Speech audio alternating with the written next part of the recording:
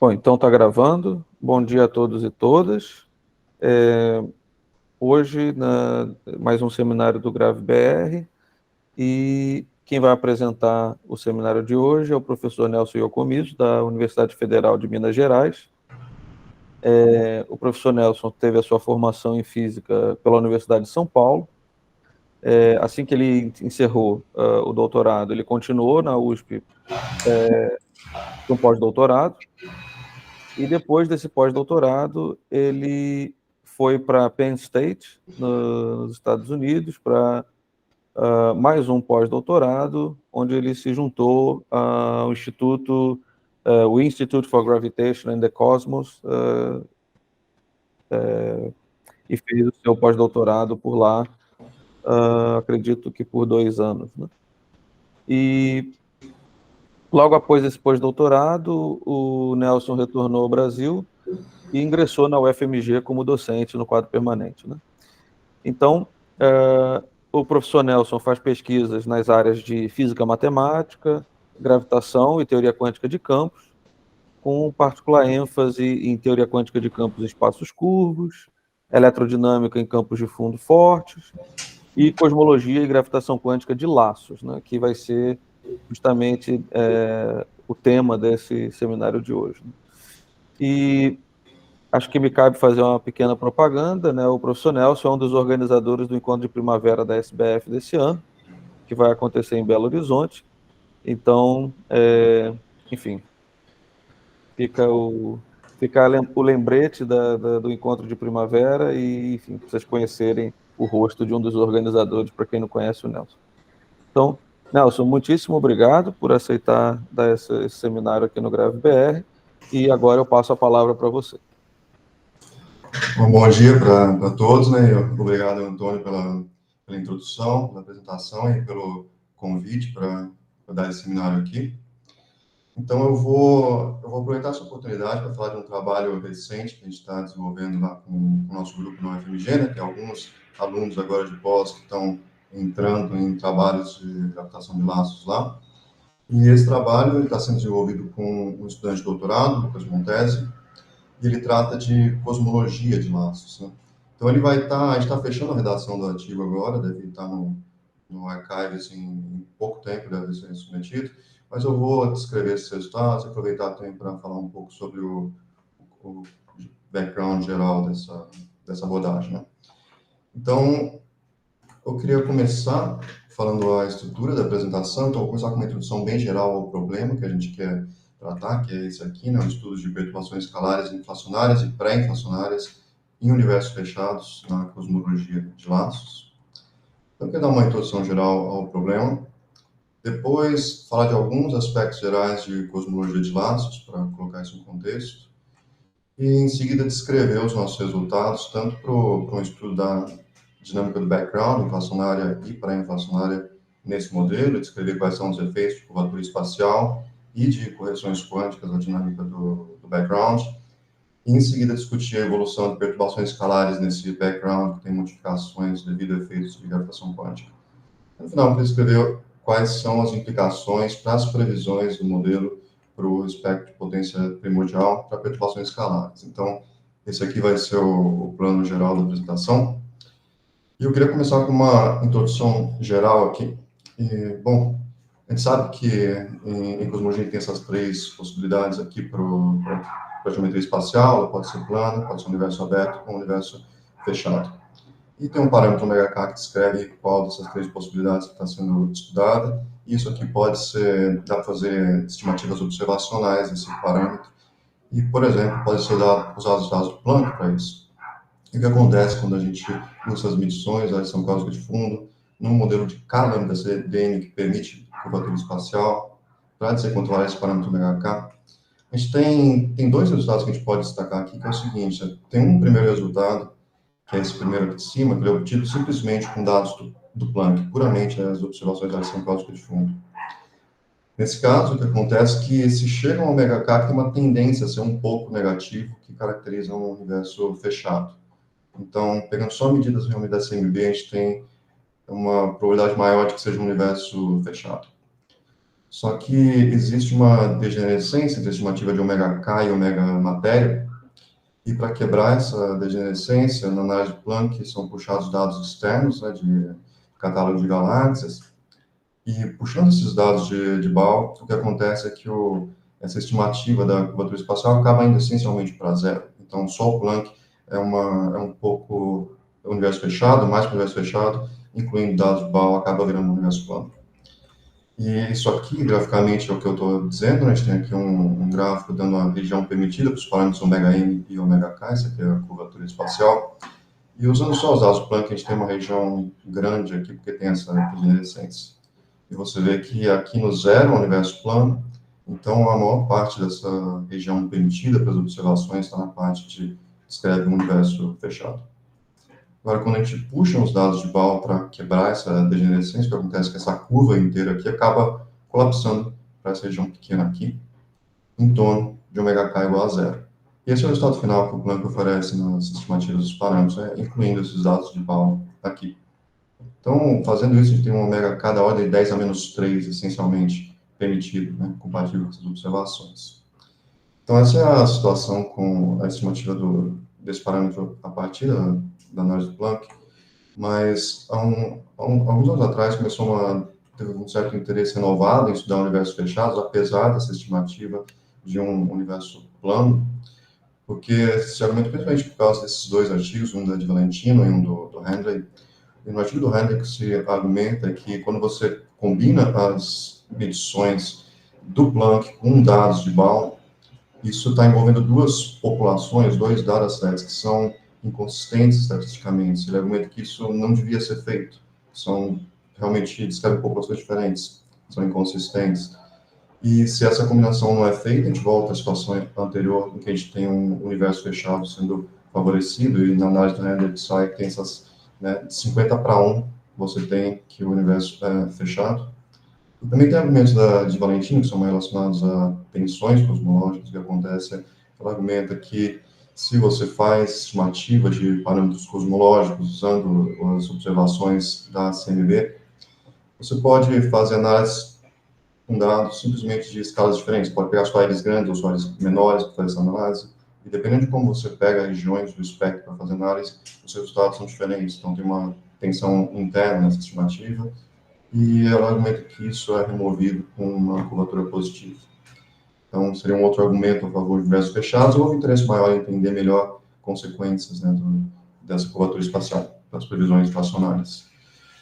Agora, o que acontece aqui? Se a gente segue primeiro a análise usual, né, no universo plano, a gente sabe que as previsões inflacionárias para um universo plano são muito boas. Se a gente olhar, por exemplo, as flutuações de temperatura, o fit dado pelas previsões inflacionárias no universo plano ajustam muito bem a maior parte do espectro, aqui acima de L maior que 30, é uma curva realmente bem perfeita. Só que na parte de L pequena, a gente sabe que tem anomalias aqui, então tem certos desvios, né? A previsão teórica está em azul e tem os dados experimentais fugindo um pouquinho, então tem essas anomalias para escalas angulares grandes. Essa informação pode ser traduzida para uma informação sobre o espectro primordial no final da inflação, né? A gente pode fazer uma reconstrução dele, de tal modo que um certo espectro primordial produz exatamente o que foi observado, e aqui a gente tem essa representação do espectro primordial reconstruído, feito por Hans Sarkar, e acontece que a previsão inflacionária é essa tracejada aqui, e ela descreve muito bem, de novo, para os casos maiores dentro dessa janela observável, só que para os menores casos na janela observável, o que acontece é que tem umas oscilações grandes aqui no espectro, e também tem uma tendência a ter uma supressão nos menores casos possíveis, quer dizer, nas maiores escalas possíveis. Então, um bom ajuste para escalas, né, para os L's grandes ou para os casos grandes, e não tão boa para os casos menores. A gente pode se perguntar se existem certos mecanismos físicos que poderiam explicar essas anomalias em escalas grandes, e o que acontece é que um dos mecanismos que tem sido estudado é exatamente a presença de curvatura espacial no universo fechado durante a inflação. E eu trabalhei nesse problema há alguns anos atrás, junto com a Beatriz Borra e o Brajesh Gupta, e nessa análise que a gente fez foi o seguinte: a gente, em vez de, em geral, né, para se estimar o parâmetro ômega k, que é feito no final da inflação, se assume que tem um power law spectrum descrito por AS e NS. E a partir daqui se evolui esse espectro primordial, usando as equações de Boltzmann que incluem em termos de curvatura e, enfim, se compara com observações. Só que, em vez de se assumir esse espectro aqui com essa power law no final da inflação, a gente também pode pegar, isso que é consequência no universo plano, isso sai da inflação.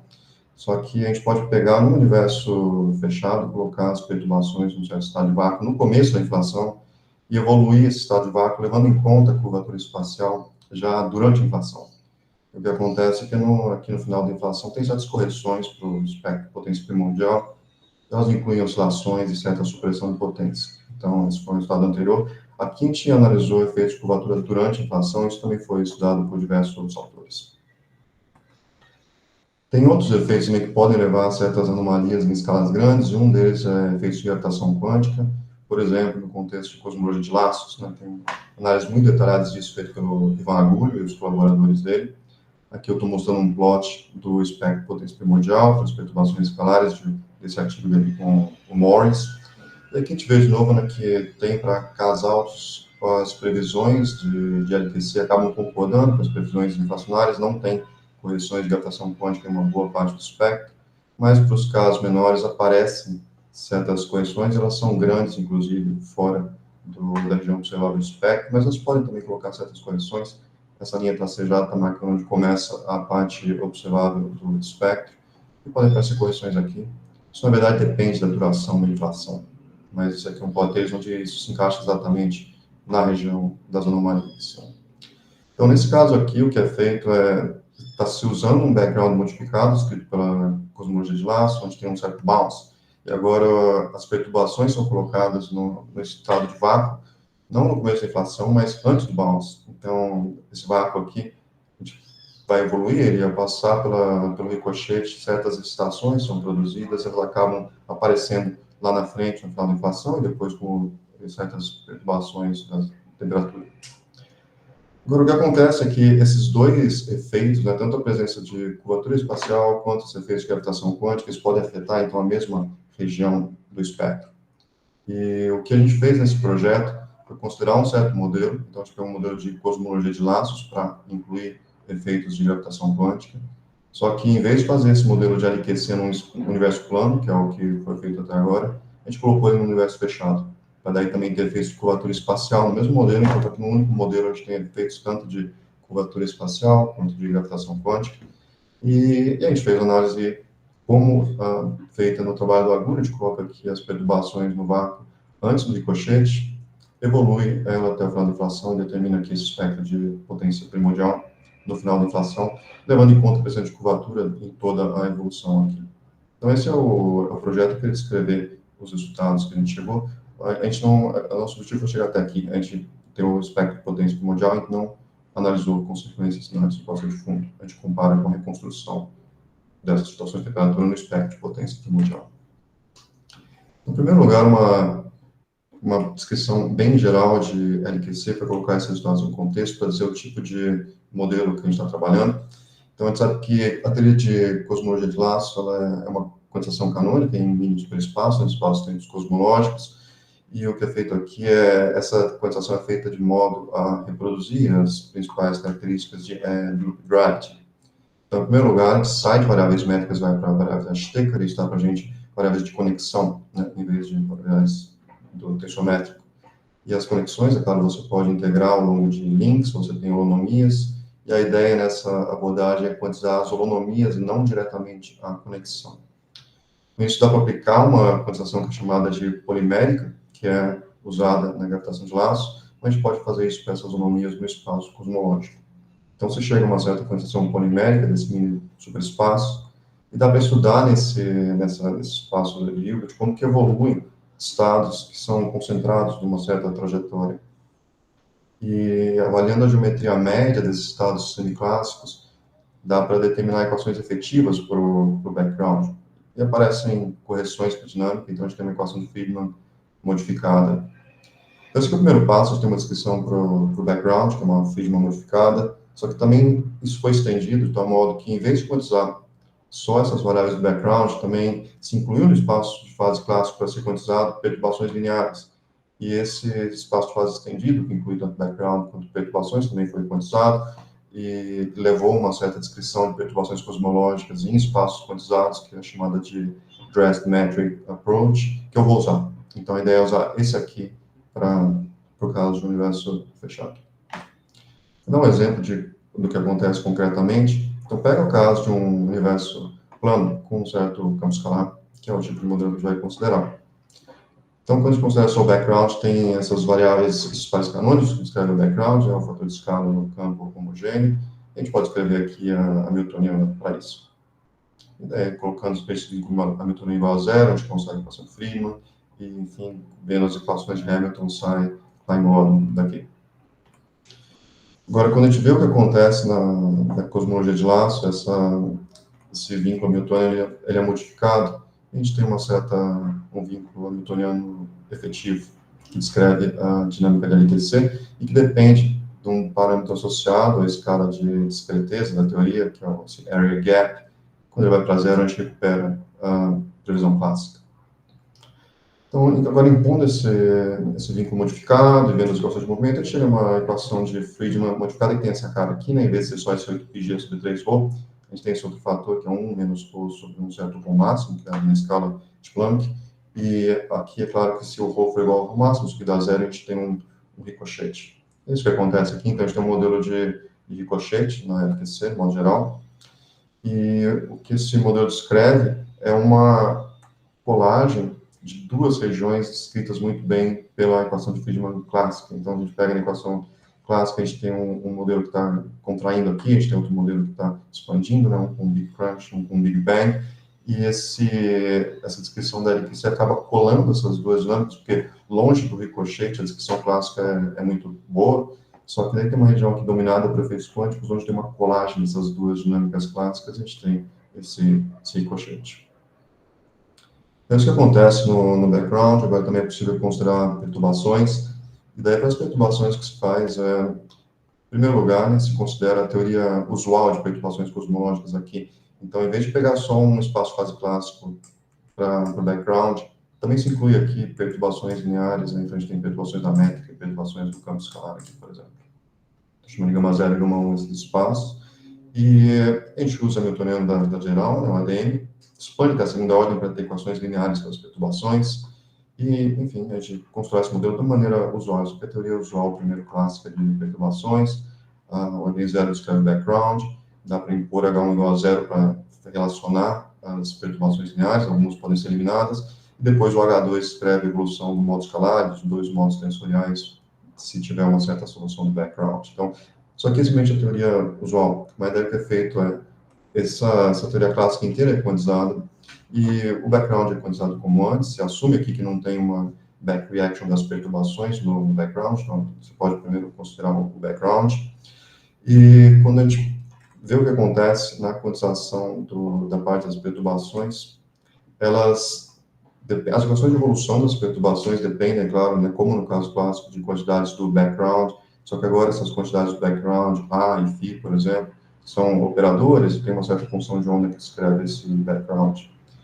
E assumindo que não tem essa back reaction das perturbações do background, o que a Schlecker mostra nesses trabalhos é que é possível descrever a evolução das perturbações, ela é equivalente, é indistinguível de uma evolução num certo background clássico, efetivo, que é descrito por uma dressed metric, por uma métrica corrigida por flutuações quânticas, onde tem um certo fator de escala que é dado por uma certa média do fator de escala como operador.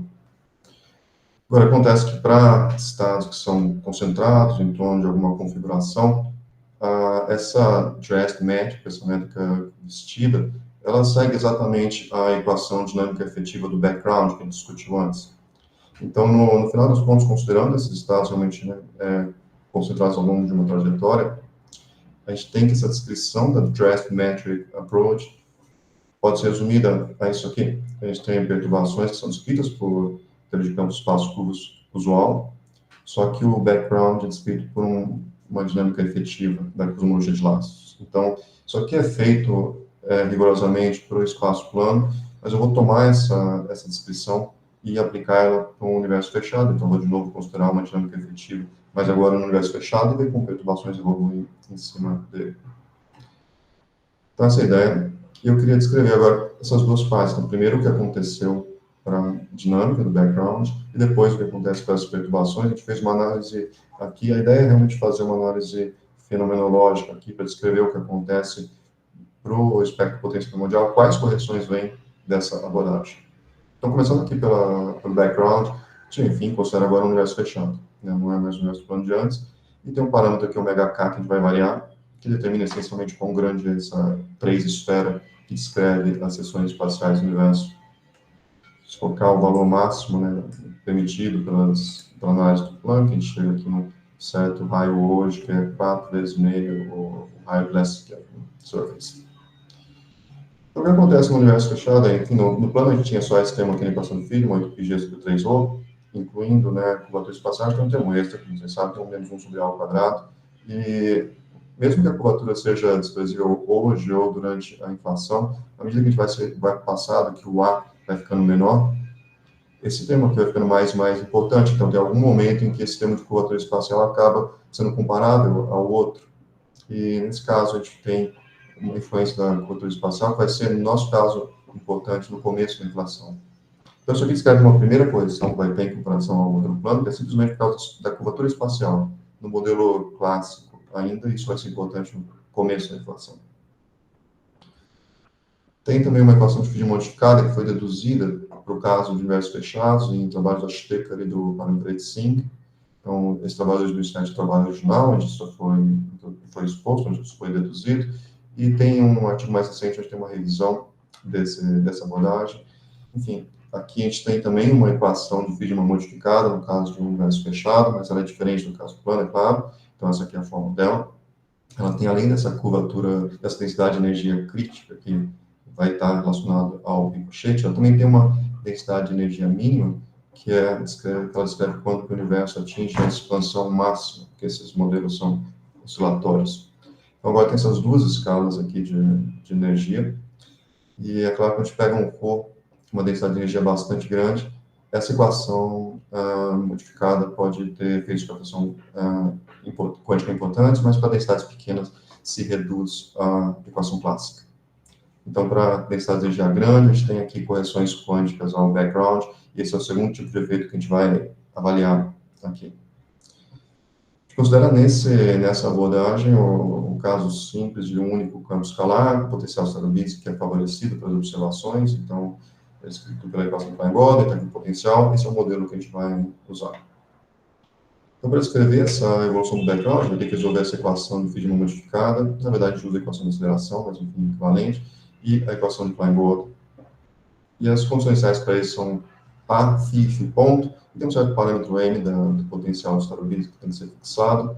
E a nossa estratégia aqui para determinar essa dinâmica do background foi, a gente traz dados do Planck para fixar esses parâmetros todos aqui. Então, em primeiro lugar, a gente assume que no modelo existe uma certa era inflacionária que é longa o suficiente, de tal modo que os modos K com esses números de onda maiores que do pivot scale do Planck em 0.05, esses modos cruzam o horizonte de Hubble durante um regime de inflação de rolamento lento. Então, a gente assume isso para que, na região em que as previsões inflacionárias usuais concordam bem com as observações, a gente tem as mesmas previsões, mas pode ter efeitos para casas menores. Mas, enfim, a gente assume isso, que tem uma certa inflação suficientemente longa, a gente toma como tempo inicial durante a inflação de T-estrela, que é onde tem esse cruzamento de horizonte, por esse módulo pivô, e assume que aqui, nesse T-estrela, a curvatura espacial pode ser desprezada, ela vai ficar importante mais para o passado, na medida que integrar isso aqui para tempos menores. Então, assumindo isso, a gente pode pegar equações de movimento do background usuais, não tem equações quânticas aqui, usar uma aproximação de slow roll, então a gente tem essas duas equações de Klein-Gordon e Friedmann aqui em slow roll. A gente também pode usar essas equações do background para obter uma equação que descreve a duração do regime inflacionário, que eu estou colocando essa equação aqui, ela é deduzida a partir das equações de movimento. Essa é a duração do regime inflacionário desde T-estrela até o final da inflação. E, enfim, a gente também pode tirar uma relação entre parâmetros de rolamento lento e os valores previstos para AS e NS em termos de quantidade do background. São as previsões inflacionárias para o espectro de potência. Então, ele tem essas 6 equações aqui, né? Tem equações de background, parâmetros de rolamento lento, as previsões inflacionárias. A gente pode puxar, elas dependem de AS, de NS e da duração do regime inflacionário, que são, né, realmente os parâmetros que podem ser estimados a partir das observações de Planck. Pegando essas estimativas observacionais e injetando essas equações, a gente pode obter, elas podem resolver isso para H estrela, para φ, estrela, massa, e determinar também a epsilon delta, os parâmetros de rolamento lento. A gente pode resolver esses 6 parâmetros. Tendo esse H estrela, a gente pode determinar A estrela. Então, desse jeito, a gente pode fixar a massa do inflaton e também as condições iniciais para a evolução do background a partir das observações. Então, a ideia é fazer isso e daí estudar as consequências de usar essas condições iniciais variando a curvatura espacial. Eu queria descrever aqui o que acontece, né? Eu vou comparar aqui o que acontece no universo plano e no universo fechado. A gente vê que, é claro que esse input observacional tem certas incertezas aqui, então a gente pode variar uma janela de condições iniciais que é consistente com as observações. Aqui eu estou descrevendo o que acontece no universo plano. Oi? Desculpa te interromper. Há uma pergunta aqui no chat do Satish. Satish, eu vou ler a sua pergunta, tá? Ele perguntou qual é o valor do parâmetro de Barbeiro-Smith que você utilizou. A gente vai usar 0,2375, que é o fixado por entropia de buracos negros.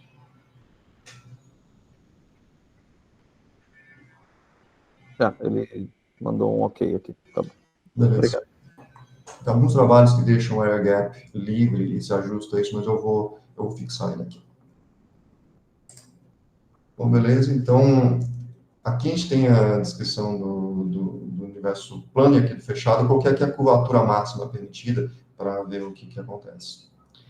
E daí o que acontece aqui é o seguinte, né? No lado direito desse plot aqui, a gente tem a região que é slow roll inflation, né? Que eu estou escrevendo 1 sobre H em função do número de folds a partir do tempo inicial, que está 0 aqui. Então, a gente está indo para o passado aqui. E aqui é onde foi colocado as condições iniciais, onde o modo pivô cruza o horizonte. Então, essa parte aqui a gente vê que é um atrator da dinâmica, né? Essa é realmente a ideia. E nessa região, como a gente assumiu, né, para conseguir as condições iniciais, que a curvatura desprezível é a mesma coisa no caso fechado e no caso plano.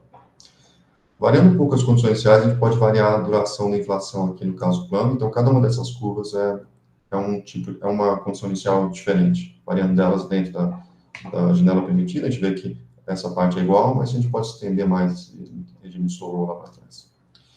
Pegando essas mesmas condições iniciais fixadas aqui e vendo o que acontece no caso de um universo fechado, a gente vê que tem diferenças grandes, né? Então, em primeiro lugar, tem algumas curvas aqui que tem esse regime inflacionário menor, né? Porque o onset é mais para o futuro e essas curvas todas a inflação termina na mesma época. Então, essas duas primeiras curvas aqui, você vê que não tem nenhuma modificação, é a mesma curva aqui e aqui.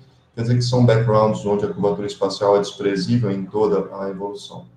Então, não tem curvatura espacial relevante nesses aqui. Para ter efeito relevante, tem que ter uma duração mais longa do regime inflacionário. A gente pega umas aqui com um regime inflacionário bem longo, no caso plano, elas podiam ter várias durações diferentes, então aqui acontece uma coisa diferente, que quando você vai para o universo fechado, elas colapsam todas por uma única evolução aqui. Então, nesse caso, quando a gente sai do universo plano, onde a gente pode escolher, de certa forma, tem liberdade para falar qual que é a duração do regime inflacionário, quando vai para o universo fechado já não tem mais e a curvatura espacial determina onde vai acontecer o onset da inflação aqui. Então, essa é uma diferença. E aqui tem um outro caso, né, que é esquisito, você já viram que tem uma curva que segue para cima, que é essa curva verde aqui, que é uma curva de transição entre esses dois regimes, onde não tem efeito nenhum de curvatura espacial e onde ela está dominando a região de começo da inflação. E esse caso aqui, o que acontece é que tem, na verdade, um ricochete clássico aqui, acontecendo logo antes da inflação. Então, a gente tem aqui o regime de slow inflation, indo para o passado, tem um ricochete clássico aqui acontecendo, que conecta com uma outra área do universo, que está contraindo e também uma deflação, e que não tem efeitos quânticos, né? Porque lá esse ricochete acontece no regime clássico, nunca se chega aqui ao regime quântico. Então, a gente tem esses 3 tipos aqui de dinâmica de ricochete nesse modelo. Estou apresentando aqui um exemplo de cada um deles. A gente tem um tipo aqui de evolução, que é essa azul, onde a curvatura espacial é desprezível em todo o tempo, então ele simplesmente reproduz resultados do caso plano.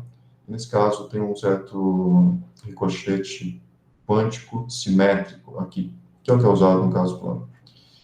Aí tem um caso de transição, que é esse Gauss clássico. O Gauss clássico ele é diferente, ele é bem mais suave que o ricochete quântico, né? Uma curva mais esticada, não tem esse pico que tem nos outros casos, então ele demora mais para chegar, só que também acontece numa escala maior.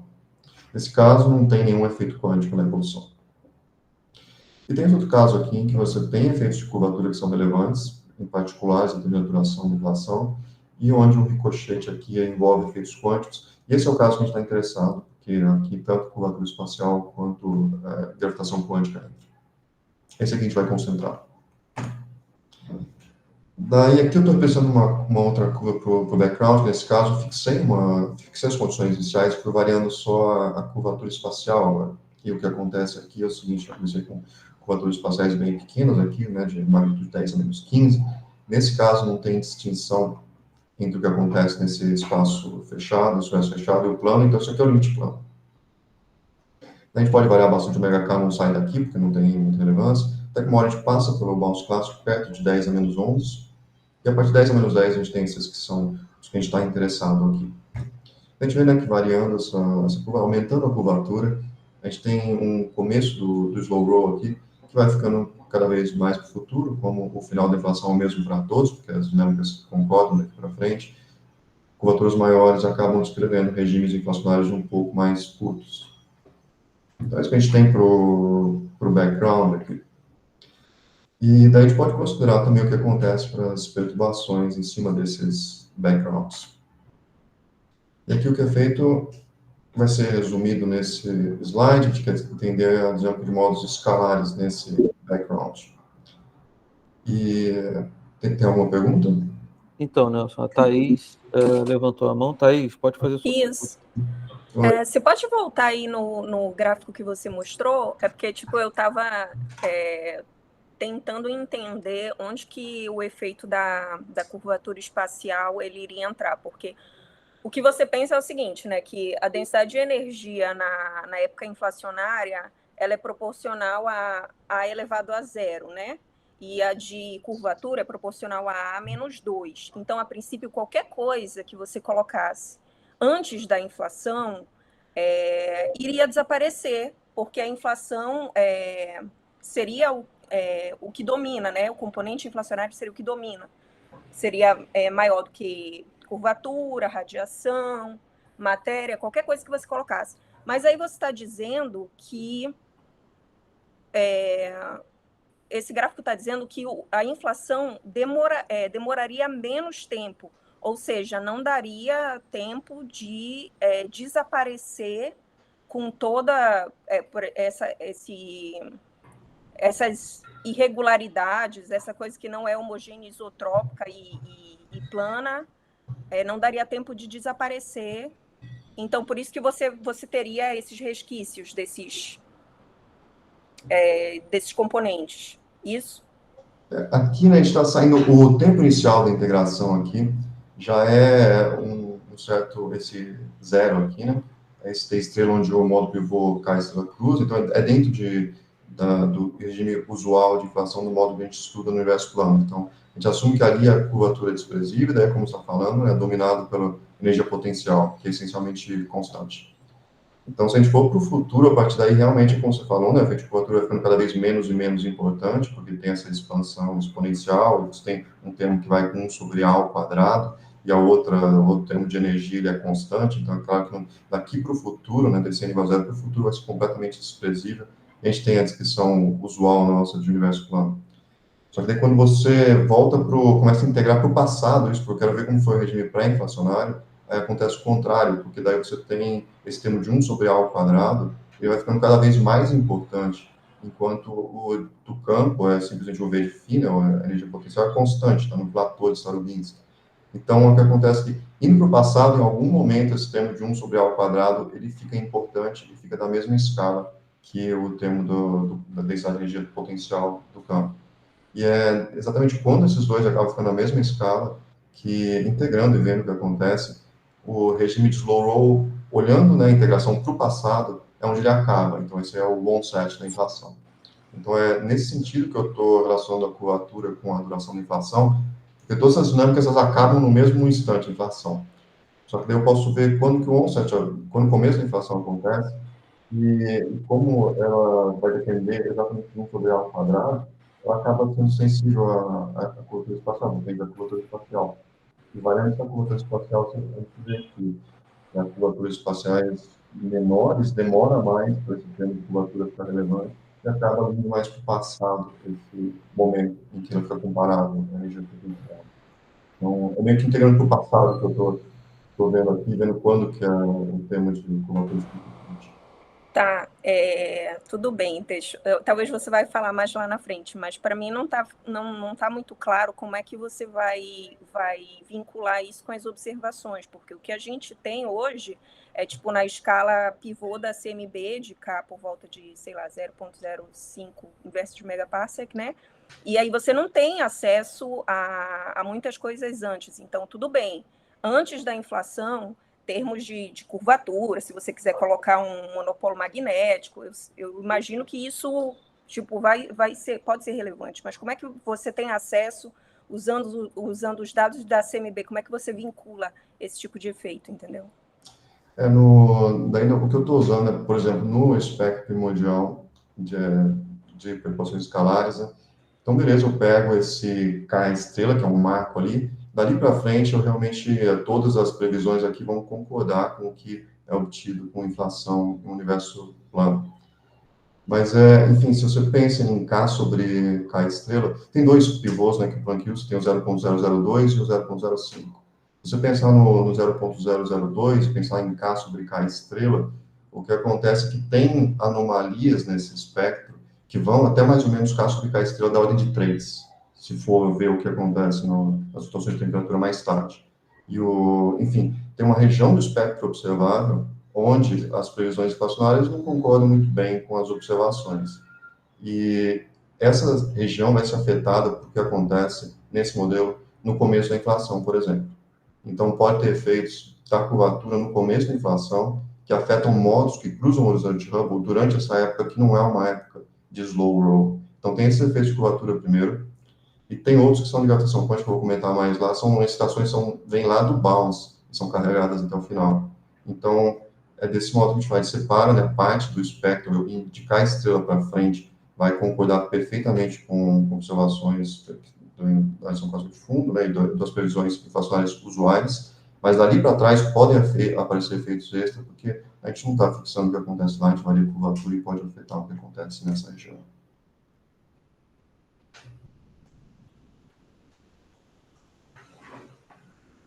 Não sei se responde. Mais ou menos, mas eu acho que eu vou monopolizar a conversa, então talvez a gente fale um pouquinho mais depois. Obrigada. Não, imagina, obrigado pela pergunta. Bom, então tá bom. Enfim, estava discutindo agora a parte das perturbações, e o que é feito aqui em primeiro lugar, a gente pega o formulismo usual, clássico, que, como eu estava dizendo, é o Oxide Dress Metric Approach, do Stecker. A gente usa as equações clássicas usuais para descrever as perturbações, mas acabam daí se propagando nesse background modificado, que é o que a gente estava descrevendo agora, que tem esse ricochete. E tendo esse ricochete, se colocar as perturbações do vácuo antes do ricochete, então tem certa criação de excitações ali que depois se reflete em correções às previsões usuais, né? Isso também depende da curvatura espacial. Então, a ideia vai ser fazer isso aqui. Agora, o que acontece aqui, então, é o seguinte, pega o formulismo ADM, né? Primeiro, introduz essas perturbações lineares aqui. E para estudar esse regime pré-inflacionário, aconteceu que foi mais conveniente não usar as descrições das perturbações em termos de variáveis invariantes, né? Por transformação de calibre, mas escolher um certo calibre específico, porque tem algumas variáveis que não ficam muito bem definidas quando o φ ponto é igual a zero, porque o φ ponto aparece no denominador, essencialmente. Então, a gente mudou aqui, eu usei um calibre que eu chamei de espacialmente esférico, que é análogo ao espacialmente plano, que é, enfim, usualmente explorado. Então, a gente deduziu essas perturbações nesse calibre e colocou as perturbações no vácuo adiabático antes do ricochete, evoluiu isso aí numericamente até o final da inflação.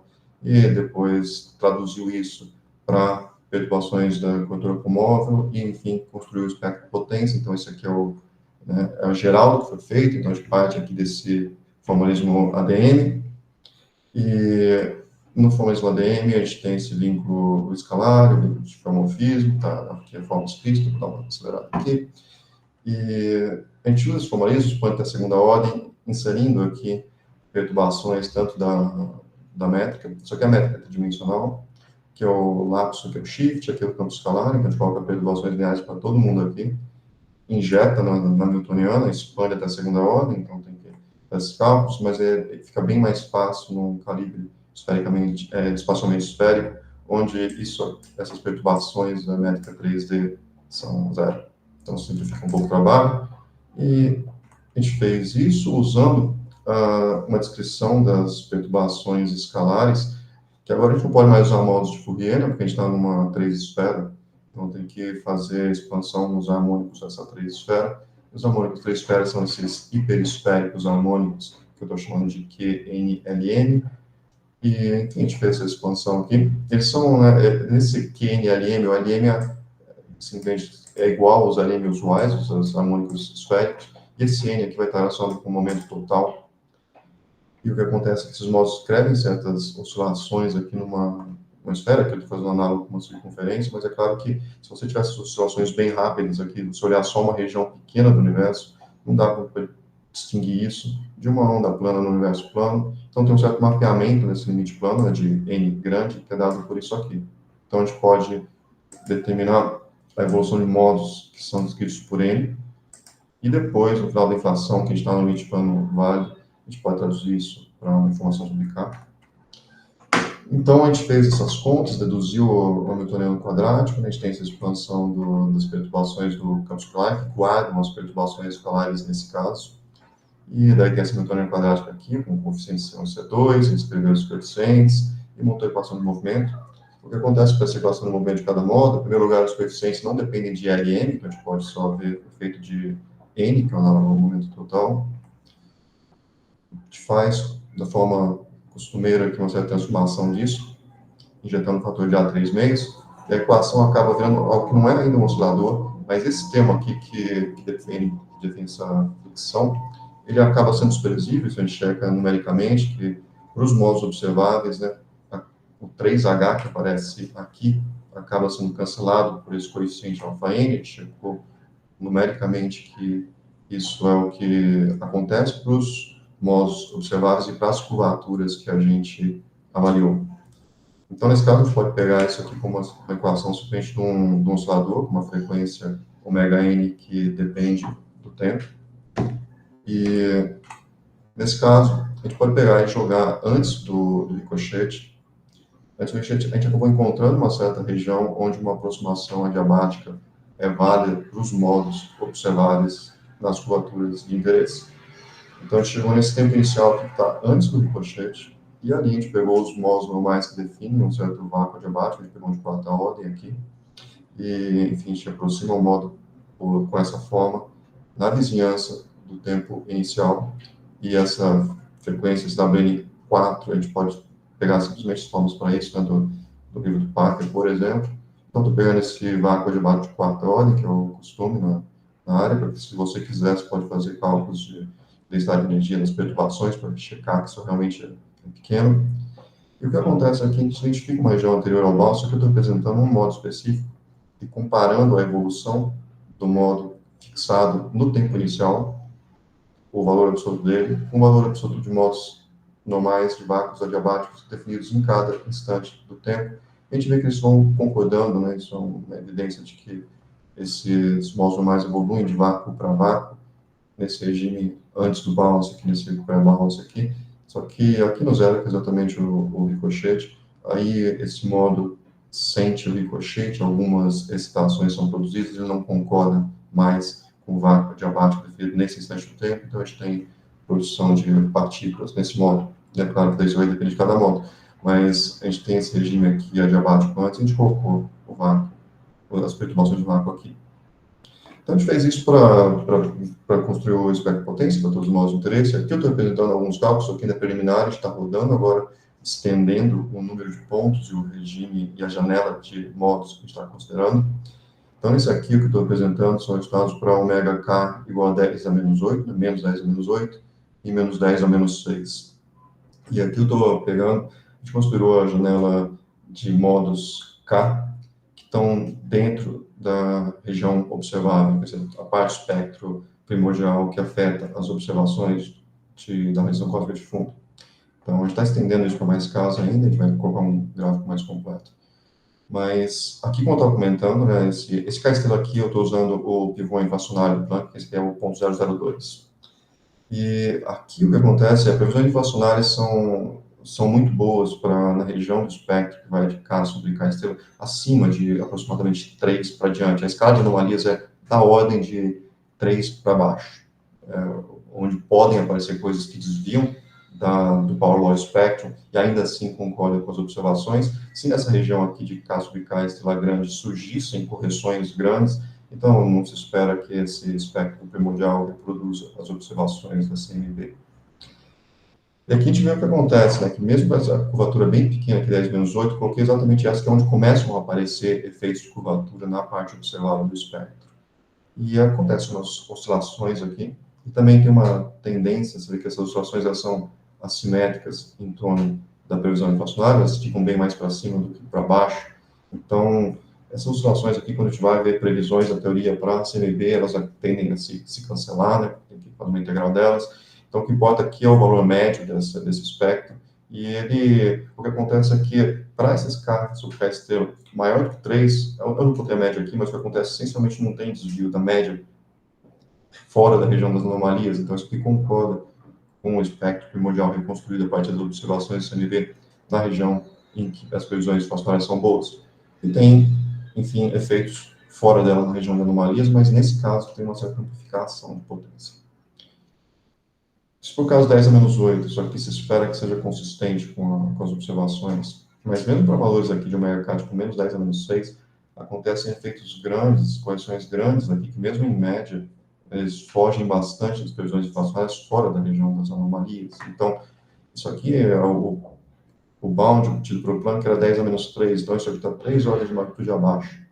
Só que na análise feita pelo Planck, só se considera efeito da curvatura depois do final da inflação, então o que está sendo observado aqui, que dentro desse contexto, do modelo específico, incluindo efeitos de curvatura antes da inflação, no regime pré-inflacionário, dá para obter vínculos muito mais fortes na curvatura espacial, e aqui a gente está vendo que, essencialmente, um 10 a menos 6, valor absoluto já não é possível reproduzir as observações, isso aqui está essencialmente excluído por essa análise, dentro dessa abordagem, com esse potencial, enfim.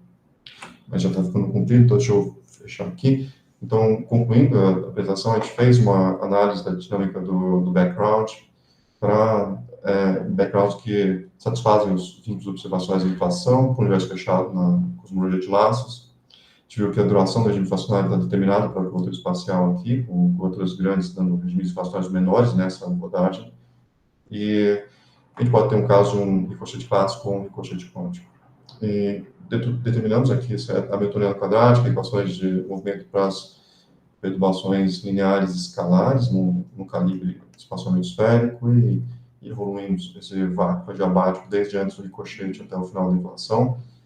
Determinamos o espectro de potência, o que acontece é que tem correções devidas a efeitos do bounce na região observável do espectro, mesmo para curvaturas muito menores do que as determinadas pelos vínculos a partir de observações do CMB. Então, mesmo para 10 a menos 6, já tem correções grandes devido à gravitação quântica na parte observável do espectro, enfim, isso aqui, essencialmente, não dá para manter essa curvatura, tem que ser menor que isso. E, enfim, eu vou encerrar por aqui. Então, obrigado pela atenção. Então, obrigado, Nelson, pela apresentação. Vamos agradecer ao Nelson pelo ótimo seminário. Então, agora a gente abre para perguntas, mas antes de abrir para perguntas, só um esclarecimento. O professor Saulo, ele escreveu no chat o que eu considero ser um comentário. Saulo, você queria falar isso, comentar alguma coisa? Não, foi um comentário para deixar aí mesmo. As Tá bom. pessoas que tiverem interesse em lerem. Tá ótimo. Obrigado pelo seminário, Nelson. Valeu, Saulo.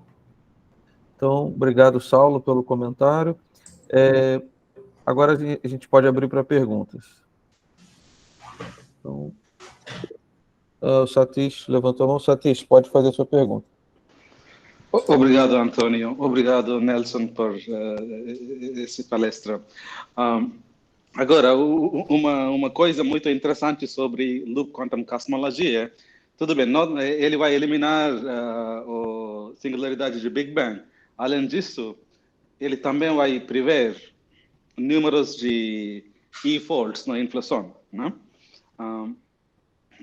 Agora, ele também funciona, ele também vai depender de essa curvatura, números de e-folds. Você perguntou o número de e-folds desde o bounce até o final da inflação, ele vai ter uma dependência da curvatura aqui. Essa análise com curvatura não tinha sido feita com muito detalhe, em geral as previsões de LQC para espectro de potência, as análises mais fenomenológicas, tinha variações de potencial que não fez, você pega o quadrático, pega o Starobinsky, enfim, mas sempre se considerou o universo plano, até onde eu conheço. Então, aqui realmente tem uma dependência da curvatura espacial influenciando o número de folds desde o bounce até o final da fração, sim. Obrigado, Nelson. Obrigado, Antônio. Obrigado, Satish, pela pergunta. Mais perguntas? Talvez só um comentário rápido sobre essa sua pergunta, porque realmente esse é um fator essencial no que deu essa diferença, porque no caso plano, esse número de folds desde o bounce até o final da inflação, de certa forma, você tem uma liberdade para ajustar ele a gosto, simplesmente mudando condições iniciais do background, porque você tem essa possibilidade lá, né? E dependendo do número de folds, aquelas excitações produzidas no bounce, elas correm para o lado direito ou esquerdo do espectro. Você joga mais para dentro, na parte observável, ou mais para fora. Então, se a inflação é muito longa, qualquer coisa que tenha acontecido no bounce acaba sendo varrido para fora da região observável. Então, você precisa de uma duração que não pode ser muito grande para a inflação, senão qualquer coisa que aconteceu no bounce desaparece da região observável, vira super escadas, né? E no caso da curvatura espacial, com a curvatura espacial, é ela que determina a duração da inflação, então você acaba perdendo essa liberdade, e é exatamente ela que regula em que região do espectro vão aparecer esses efeitos. É desse modo que está aparecendo aqui esse vínculo na curvatura. Ela está falando onde vai aparecer esses efeitos, e enfim, é uma coisa importante, então, para essas previsões. Isso. Obrigado. Eu perguntei isso porque se números de e-folds é maior do que 70, os efeitos de gravidade quântica vai ficar fora de horizonte, né? Exatamente. Por isso eu perguntei essa parte. Obrigado. Obrigado, pessoal, pela discussão. Samuel levantou a mão. Oi, tudo bem? Isso. É uma dúvida, acho que bem básica, na verdade. Eu acho que provavelmente eu não peguei isso pela distração, né? Mas você chega num momento em que você tem as equações de movimento, né? E você mesmo mencionou que você não pode usar transformadas de Fourier, né? Porque seria uma equação envolvendo só a parte espacial, né? E aí a solução, né, das equações de movimento, você representa ela em modos, não é isso? Isso. Certo. Depois, você representa um gráfico, né? Se eu não me engano, em que você está associando o espectro de potência da curvatura, não é isso? Com esses modos. Não é isso? O espectro de potência dos modos escalares. Esse gráfico aqui? Eu acho que é um outro gráfico que tem aquele H, sabe? Tem um H que você... Isso. Opa. Aí, esse aí. Isso. Não, perdão, eu confundi.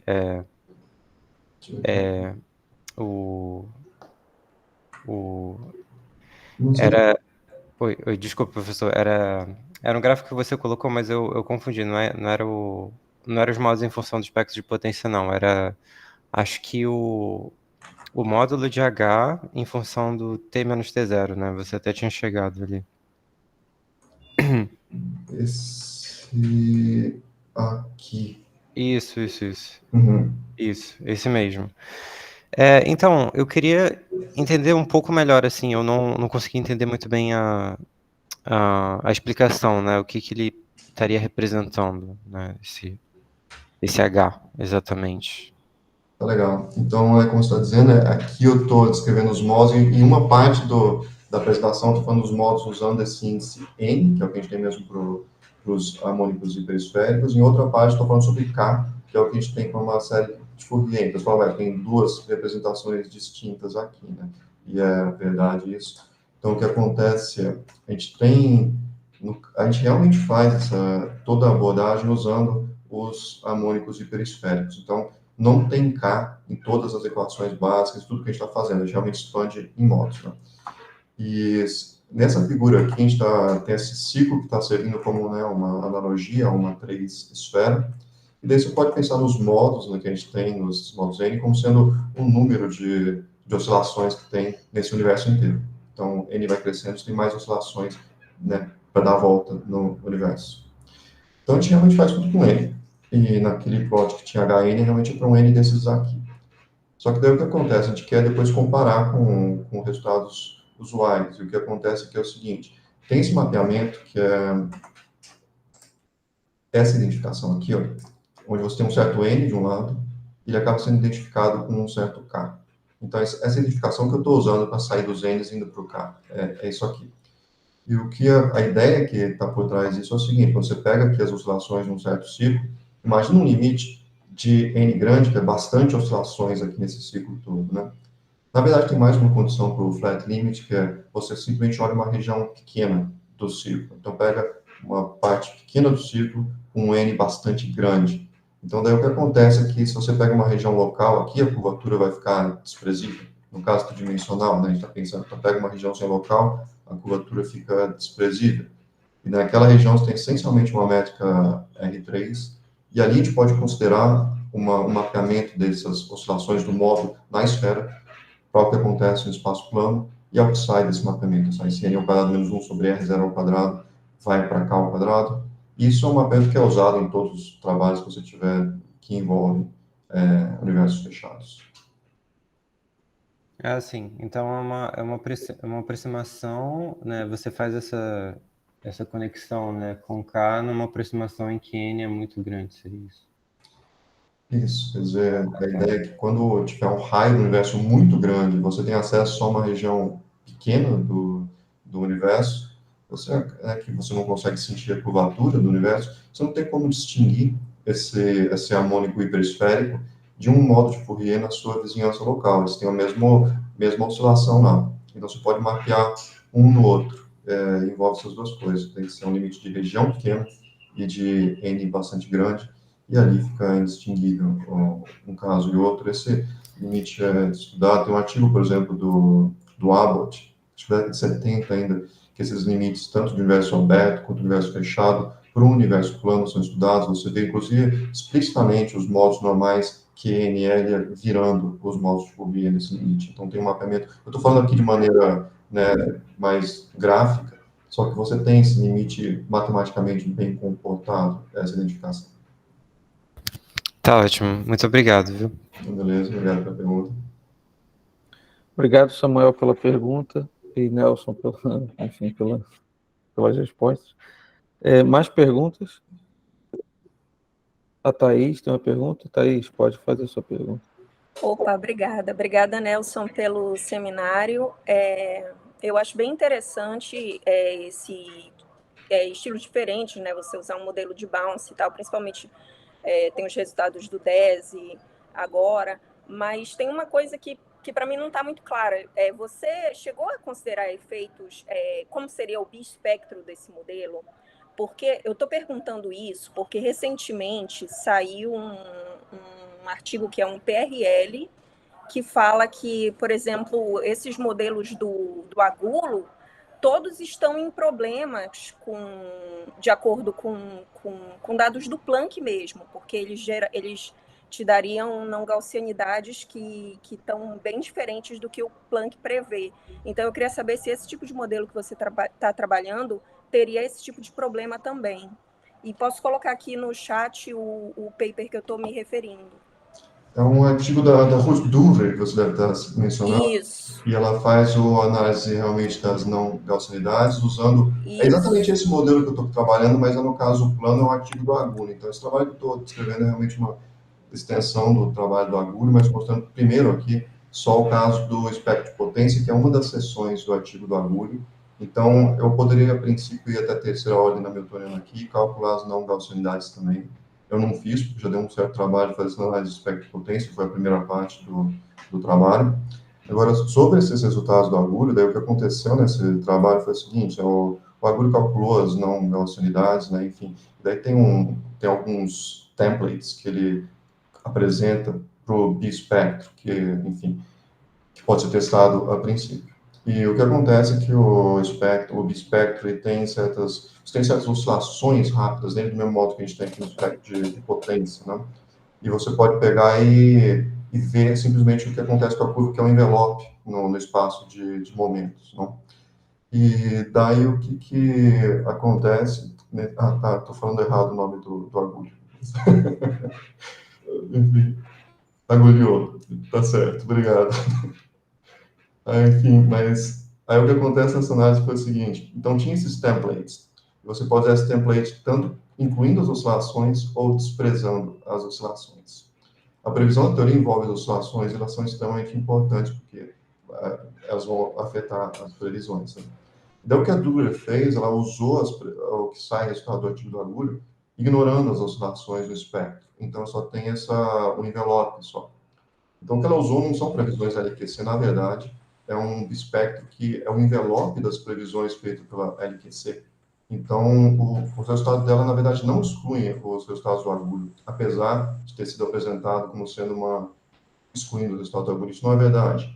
Então, tem uma análise mais recente feita que mostra que eles continuam compatíveis com o CMBR. Então, não tem esse conflito quando você leva em conta os resultados completos do trabalho do Agulho e não simplesmente um template baseado no envelope do espectro que ele observa. Você pode colocar aqui para mim essa análise recente, que eu não estou sabendo dela? Eu vou ter eu posso talvez passar para você depois, porque aqui no Rotela direto, é de um aluno exatamente do grupo do Agulho, mas eu não vou me lembrar de cor dela aqui, mas eu posso passar para vocês aqui depois. Tá certo, obrigada. Obrigado, Thaís, pela pergunta, Nelson, pelas respostas. Mais perguntas?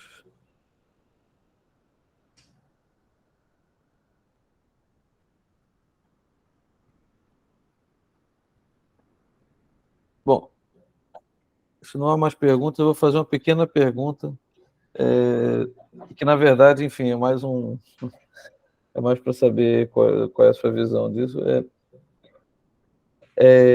Pelo que eu acompanho dessa comunidade Loop Quantum Cosmology, né, teve um racha, né, na comunidade, e por conta de alguns trabalhos do Martin Boywald, vamos dizer assim, basicamente retratando uma espécie de inconsistência nessas teorias, né? Eu não sei o quanto... Eu entendo que algumas pessoas, vamos dizer assim, continuam a fazer os trabalhos sem levar em consideração essas críticas, e como você é uma pessoa que também, vamos dizer assim, faz parte da comunidade Loop Quantum Gravity, ou seja, da teoria completa, eu não sei se você... assim, eu queria saber um pouco qual é a sua visão sobre essas críticas, e se você já pensou um pouco sobre isso, e o que você acha. Então, tem realmente essa divisão na área que você diz, né, que é engraçado que até no mesmo instituto, né, que estava tanto, né, o Asteker quanto o Bourgeois, trabalhavam no mesmo lugar, e tem abordagens diferentes para cosmologia de laços. O Bourgeois realmente argumenta que tem certas inconsistências, e não me parece que é uma posição que tem uma concordância geral na comunidade.